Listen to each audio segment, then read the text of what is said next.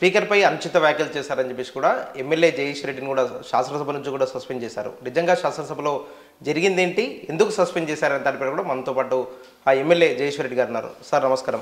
నమస్తే. ఇంతకు శాసనసభ నుంచి కూడా ఎందుకు సస్పెండ్ చేశారంటారు? ఇది ఒక పథకం ప్రకారం కాంగ్రెస్ పార్టీ ప్రభుత్వం కుట్రపూరితంగా చేసిన దుర్మార్గమైన చర్య నా సస్పెన్షన్ అనేది. నా సస్పెన్షన్ అంటే జయేష్ రెడ్డిగా కేవలం నన్ను సస్పెండ్ చేయడం కాదు, బీఆర్ఎస్ పార్టీ సభ్యులు ఎవరున్నా సరే బీఆర్ఎస్ పార్టీ గొంతు నొక్కాలి, సభలో వాళ్ళని మాట్లాడనీయకుండా చేయాలి అని చెప్పి కుట్రపూరితంగా చేసిన చర్య. ఇది మొత్తం ఈ ఎపిసోడ్ అయిపోయిన తర్వాత మేము గమనిస్తే ఇది ముందు రోజే ఎల్పీ సమావేశంలోనే ముఖ్యమంత్రి ఉండగానే ఈ నిర్ణయం జరిగినట్టుగా మనకు కనబడుతూ ఉంది. మొత్తం అన్నీ కూడా పరిశీలిస్తే ప్రభుత్వాన్ని మేము ఎండగడుతున్నామని, ప్రజల తరఫున కొట్లాడుతున్నామని, వాళ్ళకు మా ప్రశ్నలకు ఆన్సర్ లేదని వాళ్ళ దగ్గర, దాని కొరకే సస్పెండ్ చేసేది తప్ప ఇంకోటి ఏం లేదు దీంట్లో. శాసనసభలో మీ అనే పదాన్ని వాడొచ్చా వాడొద్దా? చాలా సీనియర్ శాసనసభ్యులు, మీరు దీనికి ఏమంటారు? మీరు మీ కాదు, నీ కూడా వాడవచ్చు అని చెప్పి దాంట్లో ఉంది వాస్తవానికి న్యాయంగా. కానీ నేను నీ అని కూడా అనలే, మీ అని అన్నా మీరు అందరూ కూడా చూసారు. ఇప్పటికి కూడా ఉంది రికార్డు, వేలాదిగా పోతూనే ఉన్నాయి బయటికి. అయితే ఏం జరిగింది ఇక్కడ వాస్తవానికి? నేను ఎందుకన్నా ఈ మాట మీకు ముందే అనుకొని చేసిరనే మాట అంటే, సభ ప్రారంభమైంది, 1:20 కాంగ్రెస్ పార్టీకి సంబంధించిన సభ్యులు ఇద్దరు మాట్లాడినారు. మా వైపు నుంచి ఒక చిన్న అవాంతరం కానీ, ఒక అరుపు కానీ, ఒక ఇంకొకటి అభ్యంతరం కానీ రాలేదు. వాస్తవానికి వాళ్ళు మాట్లాడిన 1:20 గవర్నర్ గారి ప్రసంగానికి సంబంధించిన ఒక పదం కూడా లేదు. కేవలం కేసీఆర్ని తిట్టుడు, కేటీఆర్ని తిట్టుడు, బీఆర్ఎస్ని తిట్టుడు తప్ప, గత ప్రభుత్వం మీద ఆరోపణలు నిందలు వేయటం తప్ప అందులో ఏమీ లేదు. మీరు చూసిరు అందరూ. అయినా మేము అబ్జెక్షన్ చెప్పలే, అభ్యంతరాలు చెప్పలే, చాలా కూల్గా ఉన్నాం. బీఆర్ఎస్ పార్టీ నుంచి నేను మాట్లాడతానికి అని చెప్పి పార్టీ అవకాశం ఇచ్చింది. స్పీకర్ గారు పంపిస్తే స్పీకర్ గారు నన్ను మాట్లాడమని చెప్పి కోరినారు. నేను లేచిన, బహుశా మీరు అందరూ కూడా చూస్తూనే ఉంటారు, నాది 2 నిమిషాలు కాలే, ఇంకా ఉపద్ఘాతమే నడుస్తుంది. అప్పటికే లేచి అరవడం మొదలుపెట్టింది అక్కడ కాంగ్రెస్ పార్టీకి సంబంధించిన కొంతమంది శాసనసభ్యులు. నాది 3-4 నిమిషాలు పోయే వరకే అరుపులు ఎక్కువైపోయినాయి. కాంగ్రెస్ పార్టీ సభ్యులు ఆయన లేచి సమయం అడిగాడు. స్పీకర్ గారు ఆయనకి ఇచ్చి నేను కూర్చున్నా. నేను అభ్యంతరం కూడా చెప్పలే. నేను మాట్లాడుతున్నప్పుడు ఇంకో పార్టీ శాసనసభ్యుడికి ఇవ్వద్దు అని చెప్పి నేను అభ్యంతరం చెప్పలే. వాస్తవంగా నా రైట్ అది. ఒక ప్రతిపక్ష శాసనసభ్యుడు మాట్లాడేటప్పుడు అధికార పార్టీ నుంచి వెళ్ళి కేవలం ముఖ్యమంత్రికో మంత్రికో ఉంటుంది అడిగే అవకాశం తప్ప ఇంకొకరికి ఎవరికి కూడా అడగడానికి అవకాశం లేదు, ఇవ్వకూడదు కూడా వాస్తవానికి. అయినా నా హక్కును హరిస్తుంటే కూడా నేను అభ్యంతరం చెప్పలే. స్పీకర్ గారి నిర్ణయం కానీ అని చెప్పి నేను కూర్చున్నా గౌరవించి. వాళ్ళ సభ్యుడు అయిపోయిన తర్వాత వాళ్ళ మంత్రి లేచి మాట్లాడాడు ఆశ్చర్యంగా. చూడండి సభా నిబంధనలు ఎట్లా పోతున్నాయి, ప్రజలకు పోవాలి ఇది అంతా కూడా. నన్ను మాట్లాడమన్నారు స్పీకర్ గారు, అవకాశం ఇచ్చి నేను మాట్లాడుతున్నాను. నేను నా మొదటి వాక్యం పూర్తి కూడా కాలేదు, పెద్ద ఎత్తున అరవటం, గగ్గోలు పెట్టడం మొదలుపెట్టినారు. కేసీఆర్ గారి గురించి మాట్లాడుతూ అసభ్యంగా రకరకాలుగా మాట్లాడుతున్నారు. నేను కొనసాగిస్తున్నాను. నేను విజ్ఞప్తి చేసిన స్పీకర్ గారికి, స్పీకర్ గారు మీరు సభలను ఆర్డర్లో పెట్టండి, నేను మాట్లాడలేకపోతున్నా. అవతల 100 గొంతులు అరుస్తున్నప్పుడు నేను ఒక్కరిని ఎట్లా మాట్లాడగలుగుతా? కాబట్టి మీరు వాళ్ళని కూర్చోబెట్టాక నేను మాట్లాడతాను. నేను కూర్చున్నా. ఇదంతా ప్రజాస్వామికంగా శాసనసభ విధానంలో భాగం చేయాల్సిన విధానం అది. నేను చాలా స్ట్రిక్ట్గా రూల్స్ పాటిస్తాను, నేను ఎప్పుడు నిబంధనలు పాటిస్తాను. కూర్చున్నాను నేను. వారిని కూర్చోబెట్టలేదు. పైగా నన్ను జయేష్ రెడ్డి గారు మీరు డీవియేట్ కాకపోతే ఏం గొడవ ఉండదు. ఊరేమో నేను డీవియేట్ అయినట్టు చూసి జనానికి ఏం పోతుంది? నన్ను నేను చేసాడు ఆశ్చర్యంగా. నాకు ఆశ్చర్యం ఇచ్చింది. నేను డిబేట్ అవ్వడమే సార్, నేను పుస్తకం చూపించి ఈ పుస్తకంలో ఉన్న ఒక్క పదం కూడా నేను ఇటు డిబేట్ అయితలేను, దీని మీదనే ఆధారపడి మాట్లాడుతున్నా. నేనే డిబేట్ కాలేదు కదా ఇక్కడ. వాళ్ళు కూర్చోమనండి, వాళ్ళు కూర్చుంటే నేను మాట్లాడతాను, మిమ్మల్ని రిక్వెస్ట్ చేస్తున్నాను. నేను మళ్ళీ కూర్చున్నాను. లేదు మీరు సభా నిబంధనల ప్రకారం పోవాలి, మీరు మీరు అసహనానికి గురి కావద్దు, సభా నిబంధనల ప్రకారం నడవాలి, డిబేట్ కావద్దు అన్నాడు. ఇక్కడ తప్పు ఉంది నేను మాట్లాడిన దాంట్లో? ఏమైనా అన్పార్లమెంటరీ ఉందా, అబ్యూజ్ ఉందా, ఇంకోటి ఉందా, నా ప్రవర్తనలో, నా మాటలో, చేతలో ఎక్కడున్నా నా అసహ్యం ఉందా? ఏముంది? అయిపోయింది. ఇగో ఇదే మీరు నాతో మాట్లాడేదే నిబంధనలకు విరుద్ధం ఇదే అన్నాడు. నేను చెప్పిన, కాదు అధ్యక్ష, ఈ సభ మనందరిది, ఇంట్లో ఉన్న సభ్యులందరిది, నాకు కూడా సమాన హక్కు ఉంది. మీరు మా అందరి తరఫున పెద్ద మనిషి, ఈ సభ మీ సొంతం కాదు అని చెప్పిన క్లియర్గా. ఇదంతా కూడా నిబంధనల ప్రకారం, పార్లమెంటరీ సిస్టమ్ ప్రకారం మాట్లాడాల్సిందే. నా హక్కుల కొరకు నేను కొట్టాడాల్సిందే. మీ అనే పదం ఏంటిది?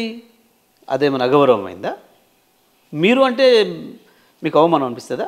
నేను ఇంట్లో పనులను ఇతర కార్యకర్తలు కూడా మీరని పిలుస్తాను నేను. మీరు బహువచనం కాకుండా ఏకవచనం అని నీ అనే పదాన్ని వాడారని చెప్పేసి కూడా ఇప్పటివరకు మంత్రులు కానీ అన్నారు. కానీ అక్కడ మీకు ఏది లేదు, అయిపోయింది. ఇది మీ సొంతం కాదు. ఏంటిది మీ సొంతం? వారు కాంగ్రెస్ పార్టీ సభ్యుడిగా మాట్లాడిన అంతకుముందు ఏమని, మా విప్పు గారు చెప్తుంటే అనేది అన్నాడు. మా విప్పు గారు అని మాట్లాడారు, కాంగ్రెస్ పార్టీ విప్పును, ప్రభుత్వ విప్పును. నేనన్నా మీ సొంతం కదంటే కాంగ్రెస్ పార్టీ ఇది మా సభ సొంతం, ఏదో బీఆర్ఎస్ వాళ్ళను మా దయాదక్షిణల మీద రానిచ్చినాం అనే భావనతో మాట్లాడుతున్నారు. విచిత్రంగా సభ అంటే అందరిది అనే సంగతి వాళ్ళకి తెలుస్తలేదు. పాలకపక్షం ప్రభుత్వం ప్రతిపక్షం ఉంటేనే సభ అనే సంగతి తెలుస్తలేదు వాళ్ళకి. ఇక కాంగ్రెస్ వాళ్ళు ఇట్లా ఎగిరెగిరి పడి మంత్రులు ఆవేశపడిపోయి ఊగిపోయి సిగాలు వచ్చి ఏదో చేస్తుంటే వారు సభను వాయిదా వేశారు. మేము ఈ విషయాన్ని చూసినాం. ఈ లోపల కేసీఆర్ గారికి సమాచారం పోయింది. వారు కేటీఆర్ గారితో హరీష్ గారితో మాట్లాడిండ్రు. వారు డైరెక్షన్ ఇచ్చారు. ఇటువంటి సహజంగా జరుగుతాయి. మీరు పోయి స్పీకర్ను కలవండి. గతంలో ఏదైనా ఇటువంటి నిజంగానే ఏదైనా గొడవలు జరిగితే ఇటువంటి ఏమన్నా జరిగినప్పుడు సాంప్రదాయం పాటించే సాంప్రదాయం అందరినీ పిలిచి మాట్లాడడం, పిలవమనండి చాంబర్కి, అన్ని పార్టీ వాళ్ళని పిలవమనండి. ఆ వీడియో చూపించి నిజంగా నాకు ఏమైనా అభ్యంతరకరమైనవి ఉంటే తీసేయమని చెప్పండి. మన సభ్యుడు కూడా జగదీష్ కూడా చెప్పండి. అవసరం అనుకుంటే స్పీకర్ గారు బాధపడేటట్టుగా నిజంగా కనుక్కుంటే విచారం వ్యక్తం చేయమని చెప్పండి అని చెప్పి వారు చెప్పారు. నన్ను అడిగారు కేటీఆర్ గారు, హరీష్ గారు. చాలా సంతోషం. నేను సభ నడవాలని మన ఉద్దేశం. స్పీకర్ గారికి మనకేం పంచాయతీ లేదు, స్పీకర్ గారితో మనకేం గొడవ.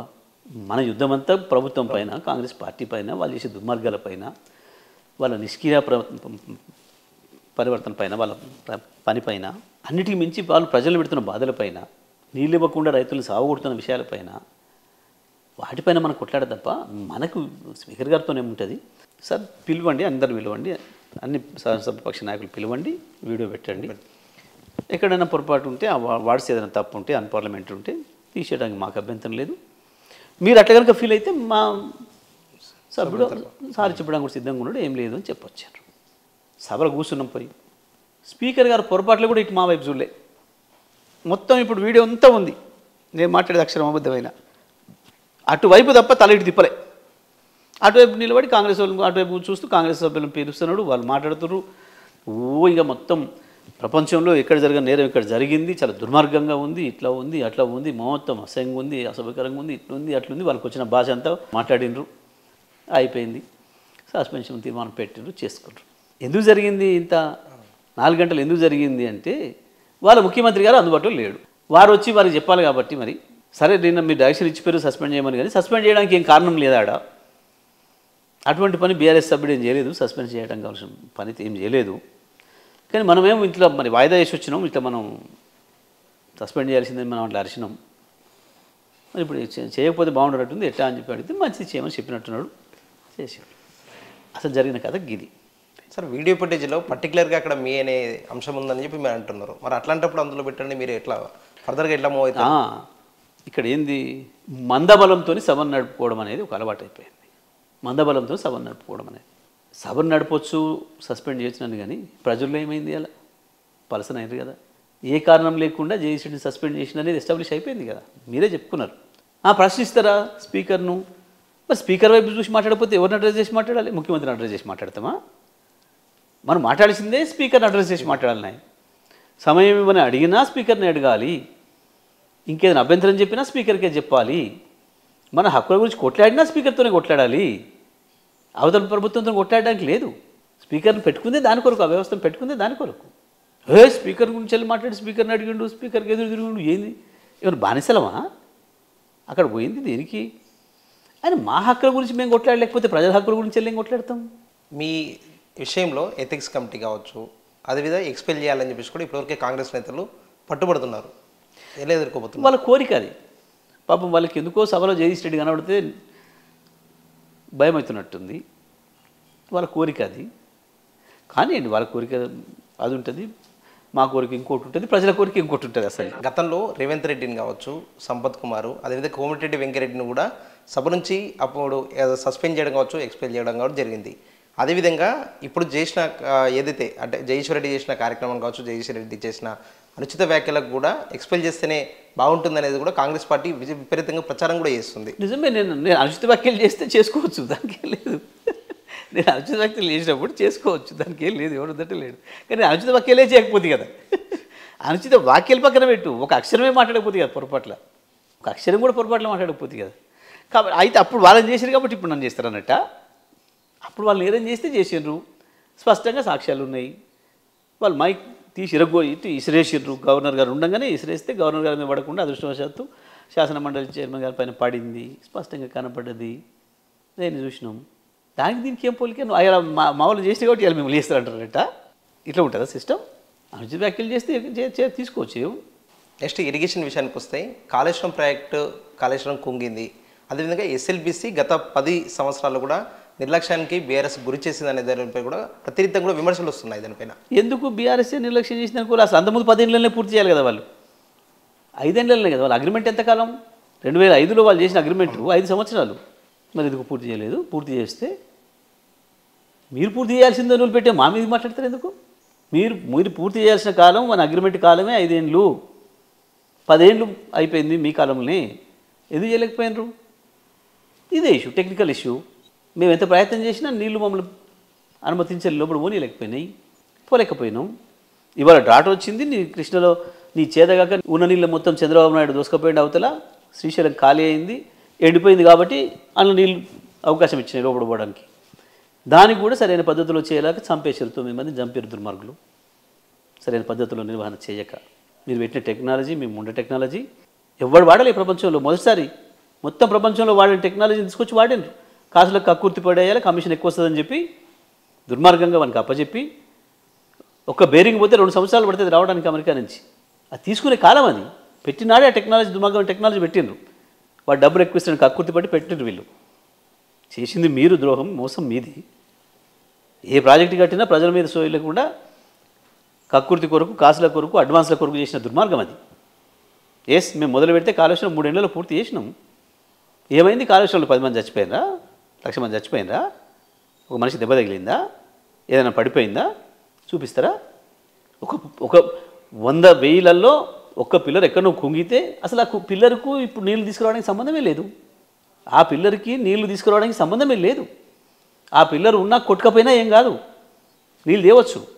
కాళేశ్వరం అనేది ఒక కాడ కట్టిన కింద ఆనెక్ట్ కాదు కదా.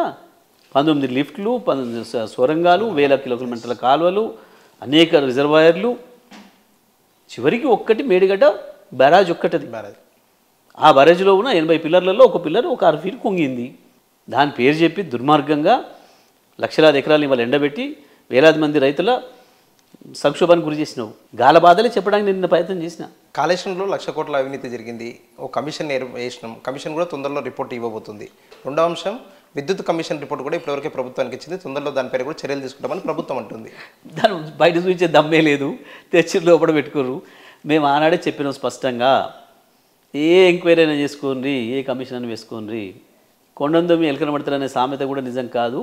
ఎలక కాదు కదా, దాని తోక కాదు, ఈక కూడా దొరకదు దాంట్లో అని చెప్పినాము. మేము చాలా స్వచ్ఛంగా ఉన్నామని చెప్పినాం. మీరు వేసే కమిషన్లతోనే కేసీఆర్ మల్లెపూలాగా ప్రజలకు స్పష్టంగా అర్థమవుతాడు అని కూడా చెప్పినాం. ఇంకా అదే జరిగింది. ఇప్పుడు అందుకనే మూసుకొని పెట్టుకోరు. పార్టీ ఫిరాయింపుల మీద మీరేమంటారు? అంటే పార్టీ ఫిరాయింపుల పైన ఇప్పటివరకు సుప్రీంకోర్టుకు వెళ్ళారు. తొందరలో దానికి సంబంధించిన దానిపైన కూడా తీర్పు రాబోతుంది. తప్పకుండా వస్తుంది. వాళ్ళు డిస్క్వాలిఫై అవుతారు, గ్యారంటీగా జరుగుతుంది. రాష్ట్రంలో బీఆర్ఎస్ ఎలా ఉండబోతుంది? ఎందుకంటే కేసీఆర్ జనాల్లోకి రావాలి, అదేవిధంగా కాంగ్రెస్ కూడా ప్రతినిత్యం కూడా అంటుంది అసెంబ్లీకి రావాలి, సలహాలు సూచనలు ఇవ్వాలని చెప్పేసి కూడా కేసీఆర్ రావాలని కూడా గట్టిగా కోరుకుంటుంది కాంగ్రెస్ పార్టీ. కాంగ్రెస్ కోరుకుంటుందని నువ్వు నమ్ముతున్నావా? మేము వస్తేనే మమ్మల్ని చూసి లాగులు నడుస్తున్నాయి, వాళ్ళకు మమ్మల్ని సస్పెండ్ చేస్తున్నారు. ఇంకా కేసీఆర్ కావాలన్నా వాళ్ళకు? కేసీఆర్ ప్రజల్లోనే ఉన్నాడు ఎప్పుడు. మీరు ఎక్కడికి ఏ ఊరికి పోయినా కేసీఆర్ గురించే మాట్లాడుతారు కదా ప్రజలు. ఏడికి పోయినా మళ్ళీ కేసీఆరే ఉండాలి, మళ్ళీ కేసీఆరే రావాలి, మళ్ళీ కేసీఆర్ ఉంటేనే బాగుపడతామని ప్రజలే చెప్తున్నారు. కేసీఆర్ లేనిది ఎక్కడ? అందరికంటే ఎక్కువ కేసీఆర్ రేవంత్ మనసులోనే ఉన్నాడు కదా. ప్రతి నిమిషం రేవంత్ తలుచుకుంటున్నాడు కదా కేసీఆర్ను. ఆఖరికి నిన్న కేసీఆర్ చచ్చిపోతే బాగుండని కూడా కోరుకున్నాడు కదా. ఎందుకు కోరుకుంటాడు? అంత తీవ్రమైన కోరిక. కేసీఆర్ ఎంత బలంగా ఉన్నాడో ప్రజల్లో ఆయనకు తెలుసు కాబట్టే పాపం ఆ కోరిక కోరుకున్నాడు. కేసీఆర్ గారిని ఏమో ఒక టీవీ ఛానల్ ఇంటర్వ్యూ అడిగితే రేవంత్కి ఏం చెప్తారు అని అంటే, మంచి అవకాశం వచ్చింది, ఇంత చిన్నప్పుడే వాడుకొని మంచి ప్రజలకు ఇంత సేవ చేసి నిలబడాలి, ఆయనకు శుభం కలుగుగాక అని చెప్పాడు కేసీఆర్. బీఆర్ఎస్ పార్టీ దళిత వ్యతిరేక పార్టీ అని చెప్పేసి కూడా నేను సభలో కూడా మాట్లాడారు. వాళ్ళ బొకే బీఆర్ఎస్ దళిత వ్యతిరేక పార్టీ అంటే ఇవ్వడు నమ్మడు. ఏ పార్టీ దళిత వ్యతిరేక పార్టీ ఇంకో వ్యతిరేక పార్టీలు ఉండవు. ఒక పార్టీ అంటే అందరి ప్రజల సమూహమే ఉంటుంది. వాళ్ళేదో పనికి మాల మాట మాట్లాడితే ఎవరు నమ్ముతారు ప్రజలు? దళిత వ్యతిరేకింపు నేను ఏందనేది తెలియదు ఆ ప్రపంచానికి. సూర్యాపేట ప్రజలకు బాగా తెలుసు కదా. నేను సభలో కూడా ఈతల వెంకటయ్య అని ఒక కథ చెప్పారు. అది నిజంగా ఉందా ఎవరైనా ఉద్దేశించన్నారా మీరు? ఎన్నిసార్లు వింటున్నాం, మొన్న పోయినప్పుడు కూడా చెప్పాను ఇది ఎందుకు నాకు రాకపోవు. నేను జనరల్గా ఊళ్ళలో పోయినప్పుడు ప్రజలతో కూర్చుంటా, రైతులతో. నేను రైతును కాబట్టి బేసికల్గా నేను వాళ్ళతోనే ఉంటే నాకు వాళ్ళతోనే మాట్లాడాలి కాబట్టి ఆ భాష నాకు వస్తుంది, చాలా చెప్తుంటారు. మొన్నటిసారి పోయినప్పుడు కూడా మాట్లాడిన వాళ్ళు వాస్తవానికి ఇంట్లో కూర్చొని మాట్లాడుకుంటా ఎవరో నా పక్కన ఉండే కార్యకర్త వీళ్ళు వాళ్ళు రెచ్చగొట్టడానికి మాట్లాడుతుంటారు.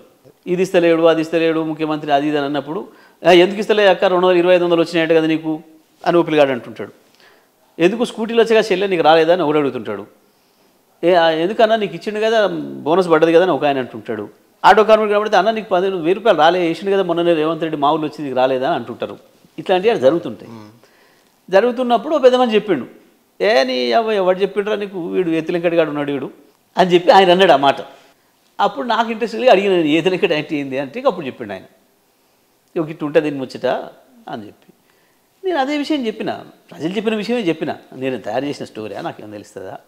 కాంగ్రెస్ పార్టీ అధికారంలోకి రావడం బీఆర్ఎస్కు మింగుడు పడట్లేదు, అదేవిధంగా కేసీఆర్ కుటుంబం అహంకారం పోలేదు అనేది కూడా కాంగ్రెస్ వాళ్ళు అంటున్నమాట. అసలు కాంగ్రెస్ పార్టీ అధికారం అయిపోయే పరిస్థితి వచ్చినాక ఇంకా మింగుడు పడకపోవడం ఏముంది? అయ్యప్ప వచ్చింది దాని పని, ఇంక అయిపోయి 15 నెలలు 16 నెలలు పూర్తి అయిపోయి, ఇంకా కొత్తగా ఏం నిర్ణయాలు రాలే కదా. ఆయన అధికారం ఎవరికి శాశ్వతం కాదు కదా. ఆయన మేము ఒక రాజకీయ పార్టీగా ఏదో శాశ్వతమైన అధికారం ఉంటుంది అనుకునే భ్రమలు ఉండలేం కావు. ఎందుకంటే మేము 15 ఏళ్ళు కొట్లాడి వచ్చిన వాళ్ళం. మేము ఇది మారేదని సంగతి మాకే బాగా తెలుసు. వాస్తవం చెప్పాలంటే కేసీఆర్ అంతకుముందు అనేది మా మాటల సందర్భంలో, మీరు అధికారాన్ని ఎంజాయ్ చేసిన తర్వాత మళ్ళొకసారి ప్రతిపక్షంగా ఎంజాయ్ చేస్తేనే బాగా పనిచేయగలుగుతారు, మీరు ప్రతిపక్షంగా ఉండడం కూడా మంచిది, చాలా ఆరోగ్యకరమైన విషయం అదే అని కూడా మాకు చాలా సందర్భాలు చెప్పేవారు. Now we are enjoying opposition. మేము ఈ పాత్రను బాగా ఎంజాయ్ చేస్తున్నాం. ఫర్ వన్ నేనైతే చాలా బాగా ఎంజాయ్ చేస్తాను ప్రతిపక్ష పాత్ర. మంత్రి కంటే కూడా ఇప్పుడు నేను ఎక్కువ బాగా పనిచేయగలుగుతున్నాను, ప్రజలకు ఇంకా దగ్గరికి పోగలుగుతున్నాను. సరే ప్రభుత్వంగా ఉంటే పథకాల ద్వారా ప్రజలకు చేస్తాం. ఒకటే బాధ ఏంటంటే రాష్ట్రం దెబ్బతింటుంది. ఇప్పటికే తిరోగమనంలో పోతుంది. మొన్నటి జనవరి నాటికే కాగా నివేదిక ప్రకారం ఫిబ్రవరి నాటికే దాదాపు 13,000 కోట్ల లాస్ అని చెప్తున్నారు రెవెన్యూ. బహుశా ఇప్పటికీ 15,000 కోట్లకు వచ్చి ఉంటుంది. ఒక సంవత్సరం 15,000 కోట్ల రెవెన్యూ లాస్ అంటే అది ఇండికేషన్ ప్రభుత్వం ఇటుపోతుంది అనే దానికి. నీ వచ్చే ఆదాయాన్ని నువ్వు నిలబెట్టుకునే స్థితిలో లేవు అంటే ఇంకా నువ్వు కొత్తగా అభివృద్ధి ఏం చేస్తావు? పైగా అప్పు తేవడం అనేది మంచిది, అప్పుతోనే అభివృద్ధి చేస్తారు ప్రపంచం అంతా కూడా ఇప్పుడు ఆ పరిస్థితిలో పోయింది అని చెప్పి కేసీఆర్ గారు బహిరంగంగా చెప్పారు అసెంబ్లీలో. వీళ్ళు అప్పు తేవడమే నేరం, అప్పు తేవద్దు అని మాట్లాడినారు. 1,62,000 కోట్లు అప్పు తెచ్చారు ఇప్పటికి 15 నెలల కాలంలో. మేము మొత్తం కలిపి 15 నెలలు చేసింది 4 లక్షల కోట్లు అయితే వీళ్ళు ఒక్క సంవత్సరంలో 1,50,000 కోట్లు తెచ్చారు. అంటే మేము తెచ్చిన అప్పులో మాత్రం బీఆర్ఎస్ చేసిన అప్పులో ఇంట్రెస్ట్లు కట్టడానికి మేము తెచ్చినవి కూడా అందుకే కదా. మేము తెచ్చింది కూడా మేము వచ్చే నాటికి కాంగ్రెస్ ఇచ్చిపోయినప్పుడు 70,000-80,000 కోట్లు ఉంది. మరి వీళ్ళు తాత తీస్తారు, అది అడికెళ్ళి తీస్తారు, అది కూడా తీసుకుంటూ పోలేదు. ఒకవైపు దాన్ని తీర్చుకుంటూ ఇంకొక వైపు అభివృద్ధి చేసుకుంటూ పోయినాం కదా. ఏముండే మేము వచ్చినాడు ఈ రాష్ట్ర ప్రభుత్వం యొక్క ఆస్తి 5 లక్షల కోట్లు. నిన్న మేము మీ చేతికి అప్పచెప్పినాడు 15 లక్షల కోట్లు. రాష్ట్ర ప్రభుత్వ ఆదాయం అయ్యాలా 60,000 కోట్లు. నేను ఈ చేతికి ఇచ్చినాడు 2.5 లక్షల కోట్లు. తలసరి ఆదాయం అయ్యాలి 1,20,000 కోట్లు, 1,20,000 సంవత్సరానికి. మేము ఇచ్చినాడికి 3.5 లక్షలు. ఇచ్చినట్ట తగ్గించినట్ట మీకు చేతగాక మీ మూర్ఖత్వంతో మీ అజ్ఞానంతో మీ రియల్ ఎస్టేట్ దందాల కొరకు, మీ కుటుంబాలను పెంచుకోవడం కొరకు, మీ దోశలు పెంచుకోవడం కొరకు రాష్ట్ర ప్రభుత్వ ఆదాయాన్ని మొత్తం నాశనం చేసిండ్రు. ఒక్కటంటే ఒకటి పేరు చెప్పగలిగింది ఏదైనా ప్రాజెక్ట్స్ ప్రారంభం చేసిండ్రా, ఏదైనా కొత్త పథకం అమలు చేసిండ్రా, ఏం చేసిండ్రు డబ్బులన్నీ? ఇంకోటి పార్టీలో కూడా కమిటీలు వేయాలి, సంస్థాగతంగా బలోపేతం చేయాలని చెప్పేసి కూడా పార్టీలో చాలామంది కూడా కోరుతున్నారు. ఎప్పుడు అయిపోతున్నారు, ఎప్పుడు కమిటీలు ఉంటాయంటారు? పార్టీ చాలామంది కోరడం కాదు, కేసీఆర్ గారే చెప్పిండ్రు. రేపు ఏప్రిల్లో ఏదైతే సభ పెట్టాలనుకుంటున్నామో ఆ సభ తర్వాత సభ్యత్వాలు ఉంటే ముందు సభ్యత్వాలు చేర్పించిన తర్వాత గ్రామస్థాయి నుంచి కమిటీలు వేసుకుంటూ వచ్చి రాష్ట్ర స్థాయి వరకు కూడా వేసుకుంటాం అక్టోబర్ నాటికి. రీసెంట్గా జరిగిన ఎమ్మెల్సీ ఎన్నికల్లో బీఆర్ఎస్ పార్టీ ఎందుకు దూరం ఉందంటే వాస్తవం స్ట్రాటజీగానే మేము దూరంగా ఉన్నాం. రాజకీయాల్లో తప్పకుండా ఎత్తుగడలు వ్యూహాలు ఉండాలి, ఏ సమయంలో ఏం చేయాలనే దానికి కేసీఆర్ను మించిన వ్యూహకర్త ఉన్నాడు. వారు ఒక మంచి దూరదృష్టితోనే ఒక ఆలోచనతోనే దాని నుంచి దూరంగా ఉన్నారు. రేపటి మా ఉప ఎన్నికల కొరకు ఎదురు చూస్తున్నాం. వీళ్ళు డిస్క్వాలిఫై అయ్యి వచ్చే వాటి కొరకు దాంతో తెలుస్తాం. అంటే బీసీ రిజర్వేషన్ల అంశాన్ని ఇప్పటివరకే కరెక్ట్ చేయట్లేదు అనేది బీఆర్ఎస్ అంటుంది. కానీ కరెక్ట్ చేసినాం, మొత్తం కంప్లీట్ చేసినాం, కొన్ని రోజుల ఒక నెల రోజుల్లో కూడా పూర్తి చేసామని చెప్పేసి కూడా ప్రభుత్వం అంటుంది.